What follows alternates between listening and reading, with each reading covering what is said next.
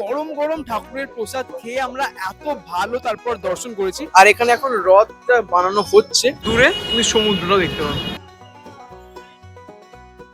মন্দিরে ঢুকেছিলাম 10টা এরকম বাজে, আর এখন বেরোচ্ছি যখন 3:40। টোটাল আমাদের পড়েছে হচ্ছে hi everyone, welcome back to my channel ground boy. I am Rancho. I hope কি তোমরা ভীষণ ভীষণ ভালো আছো। তো আজকে হচ্ছে ডে 1 ইন পুরী। কিসের মতো ডে 2ই হবে, কারণ কালকে অলরেডি দুপুরবেলা আমরা এখানে এসে গেছি, যেগুলোর ভিডিও আমি অবভিয়াসলি করিনি। আজকে জগন্নাথ দেবের মন্দিরে যাচ্ছি অ্যান্ড ভাবলাম কি এটা ডেফিনেটলি তোমাদের সাথে শেয়ার করা উচিত। যদিও জগন্নাথ দেবের অ্যাজ সাচ কিছু ভিডিওস তো আমরা করতে পারি না, মন্দিরে তো phone is not allowed, but still আজকের ব্লগটা ভাবলাম তোমাদের সাথে শেয়ার করি। মন্দিরে যাওয়ার আগে আমরা কোন হোটেলে আছি সেইটার ব্যাপারে তোমাদেরকে একটু বলি। তো আমাদের তো প্ল্যানটা ছিল যে পুরীতে এসে হোটেল বুক করব। পুরী হোটেল আমরা আগে থেকে কখনোই বুক করে আসি না, মানে করা যায়ও না মোস্ট প্রবাবলি, এখানে এসেই করতে হয়। এইবারে এত রাশ পুরীতে, মানে জুন মাস চলছে এখন, summer vacation already over, but still এত মানুষ ক্রেজি অ্যাবাউট পুরী যে একদম পুরো প্যাকড আপ যাকে বলে। সো পুরী হোটেলে তো কোনো রুম আমরা পেলাম না, that's why we chose the Sona international. আমরা চাইছিলাম কি ফ্রন্ট সাইডে যদি কোনো রুম পাই, বাট ফ্রন্ট সাইডের কোনো রুম অ্যাভেলেবেল নেই। পিছনের দিকে একটা রুম নিয়েছি। এখানকার স্টাফ বিহেভিয়ার আমাদের খুব ভালো লাগলো, আর রুমটাও খুব একটা সুন্দর, এমনি দেখতে না হলেও spacious, at the same time হাওয়া আছে। অ্যান্ড ব্যালকনি থেকে আমাদের সমুদ্র একদম দেখা যাচ্ছে, মানে আমি যেখানে বসে আছি এখান থেকে সমুদ্র আমি দেখতে পাচ্ছি। এটা ডাবল বেড আমরা নিয়েছি, কিন্তু রিসেপশন থেকে আমাদেরকে জানালেন যে যদি আমরা ম্যানেজ করতে পারি তিনজনে এটার মধ্যে, তো এক্সট্রা কোনো চার্জেস লাগবে না। যদি ম্যাট্রেস আমরা নিয়ে আলাদা করে তাহলে সেইটার চার্জেস লাগবে। আমরা ওইসব ম্যাট্রেস ফ্যাট্রেস নিইনি, বিকজ বেডটা যথেষ্ট বড়। একটা বালিশ শুধু এক্সট্রা নিয়ে নিয়েছি, কালকে আমরা তিনজনে খুব কমফোর্টেবলি শুয়েছিলাম। চলো রুম ট্যুরটা দিয়ে দিই। সো আমরা আছি 303 নম্বর রুমে, আর ওরা বলেছে কি ভেতরে স্মোকিং না করাই ভালো। ইনকেস তুমি চাইছো তুমি বারান্দায় গিয়ে করতে পারো। And this is our room. এটা হচ্ছে এন্ট্রান্সটা। ফার্স্টে ঢুকেই এই জায়গাটা হচ্ছে ওয়াশরুম। দেন সব থেকে যেটা আমার ইন্টারেস্টিং লেগেছে এই রুমটার ব্যাপারে, দ্যাট ইজ একটা ড্রেসিং রুম আছে একদম ছোট্ট করে। এখানে আমাদের লাগেজগুলো আমরা আপাতত রেখেছি, বাট তুমি যদি চাইছো এখানে তুমি রেডি হতে পারো। বিকজ এখানে একটা মিরর আছে, আমাকে কেউ জাজ করো না, আমি পুরো ঘেমে স্নান করে গেছি। অ্যান্ড এখানে তোমার এই ওয়ার্ড্রপ এইসব জিনিসপত্র আছে। রেডি হওয়ার জন্য খুব ভালো জায়গা। And this is the other part of the room, যেখানে একটা বেশ বড় সাইজের বেড আছে। অ্যান্ড এদিকে একটা সোফা আছে, একটা ছোট্ট টেবিল আছে এই সোফাটার সামনে, মানে তুমি যদি কিছু রেখে ওই চাটা খাও আর কি সেই জন্য। সাথে এইসব জিনিসপত্রও দিয়েছে।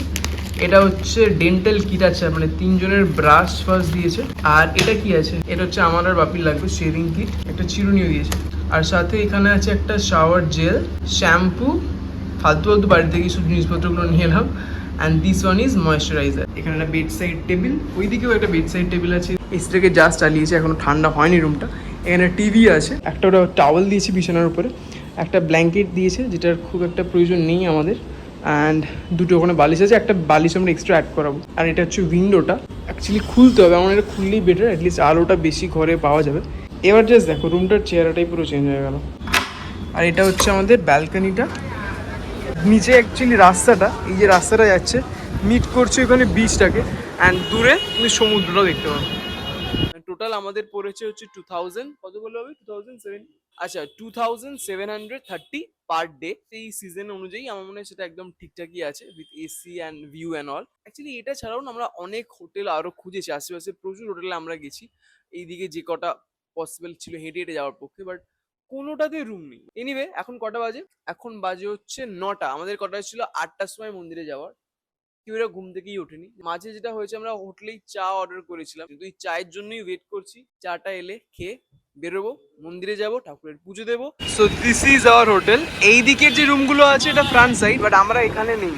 আমরা এই যে এটা দেখছো, এটা দিয়ে ভেতর দিয়ে ঢুকতে হবে। 9:30 বাজে, আর আমরা এখন এবার বেরিয়েছি অটো ধরবো বলে। ফাইনালি আমরা একটা টোটো পেয়েছি, টোটোতে করে যাচ্ছি। 120 টাকা টোটোর ভাড়া নিচ্ছে। মন্দিরটা মোটামুটি 10টা বা 11টা বন্ধ হয়, 1 ঘন্টার জন্য। We have reached. দুপাশে এদিকে মিষ্টির দোকান, এইসব দিকে এখন চোখ দিয়ে লাভ নেই, কারণ আগে পুজোটা ইম্পর্টেন্ট হয়। 10টা নাহলে 11টার সময় ঠাকুরের খাবার টাইম, তখন 1 ঘন্টা মন্দিরটা বন্ধ থাকে, মানে আগের বারে আমাদের এক্সপিরিয়েন্স আছে। সো ওই জন্যই আমি অ্যাকচুয়ালি একটু চিন্তিত যে আমাদের কি ভেতরে গিয়ে লাইন দেওয়ার পরে 1 ঘন্টা এখন দাঁড়াতে হবে, তারপরে কি পুজো দিতে পারবো, লেটস সি। বাট মন্দিরে এসে গেছি, as you can see the temple.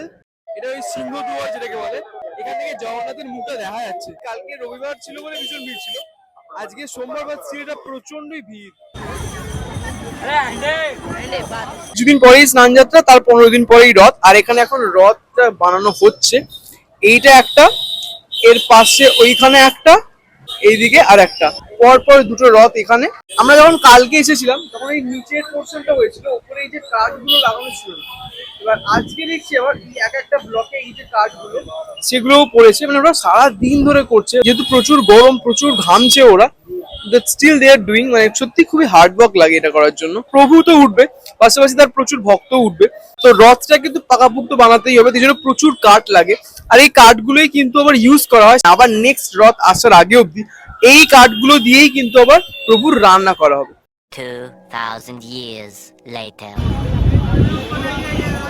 মন্দিরে ঢুকেছিলাম তখন কটা বাজে মা? 10টা এরকম বাজে। আর এখন বেরোচ্ছি যখন 3:40। লিটারেলি অনেক কিছু হয়ে গেছে এর মধ্যে। যদিও এখানে কিন্তু জুতো রাখার ফ্রিতে ব্যবস্থা আছে, জুতো, ফোন, তুমি সবকিছু ফ্রিতে রাখতে পারবে। বাট যেহেতু ওটা অনেকটা বেশি হাঁটতে হয়, তো আমরা এখানেই একটা দোকান থেকে যে জুতো রেখে ঢুকে গেছিলাম, মানে টাকা দিয়ে আমরা জুতো রেখেছিলাম। ফার্স্টে তো একটা, যেরকম বললাম, ঠাকুরের ব্রেকফাস্টের টাইম চলছিল, তো 1 ঘন্টা মন্দির অফ ছিল।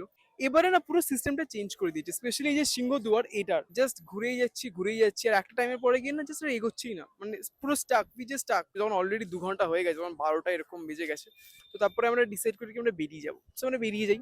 আমাদের একজন পুলিশ বললো যে একটু সিংহদুয়ারটাতে ভিড়টা বেশি হয়, তো তোমরা যদি পারো তো অন্য কোনো গেট দিয়ে ঢোকার চেষ্টা করো। ওয়েস্টের গেটটাতে গিয়েছিলাম, সেম ওখানেও ভিড়। আর পাশ দিয়ে দেখলাম একটা একটু কম তুলনামূলক লাইন যাচ্ছে, আমরা ওটাতে দাঁড়ালাম। তখন আমাদেরকে জানানো হলো যে এটা হচ্ছে পান্ডা নিয়ে যারা ঢুকবে তাদের লাইন। এবার পান্ডা আমাদের তো ছিল না, একজন আমাদেরকে চার্জ করলো 500 টাকা পার পার্সন। টোটাল আমাদের পড়বে আর কি 1500, which was like next to impossible for us. মানে একটু বেশি লাগছিল আমাদের, একটু রেগেও গেছিলাম, একটু মন খারাপ হয়েছিল, তো বেরিয়েই আসছিলাম। তার মধ্যে একজন পান্ডাকে আমাদের চোখে পড়লো, যে আমাদেরকে বললো একটু বয়স্ক পান্ডা, উনি একটু কানেও কম শোনেন, বাট দাদুটা বেশ ভালো লাগলো আমাদের। তো উনি আমাদের 300 টাকা পুজো দিয়ে দিলেন। সেই মতো আমরা ঢুকলাম, ঠাকুরের শুকনো প্রসাদ কিনলাম। এবার তখন বাজে 1টা 6, আবার ঠাকুরের লাঞ্চ টাইম, সো মন্দির 2 ঘন্টা বন্ধ। তো আমরা 2 ঘন্টা মন্দিরের ভিতরেই বসছিলাম। তো ইতিমধ্যে মায়ের শরীরটা ভীষণ খারাপ হয়েছে, কারণ আমরা সকাল থেকে কেউ কিছু খাইনি। আমরা পুরোপুরি একদম ঘেমে, কিন্তু মানে আমাদের পুরোপুরি সবাই জামা প্যান্ট ভিজা। আফটার লাঞ্চ মানে ওই 2টো নাগাদ ঠাকুরের সমস্ত ভোগ আনন্দবাজারে যায়, মানে যারা পান্ডা ছিল তো ওরাই বললো যে যেহেতু শরীর ভালো লাগছে না, তোমরা কিছু খেয়ে নাও। তো সবাই খাচ্ছিল ওখানে যারা ছিল, তো আমরাও খেলাম। 3টে নাগাদ আবার ওপেন হয়েছে মন্দির, তখন আমরা দর্শন করেছি। আর ওটা একটা ভালো হয়েছে, মানে একদম গরম গরম ঠাকুরের প্রসাদ খেয়ে আমরা